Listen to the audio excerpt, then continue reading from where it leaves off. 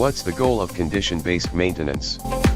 The goal of condition-based maintenance is to monitor and spot upcoming equipment failure, so maintenance can be proactively scheduled when it is needed and not before.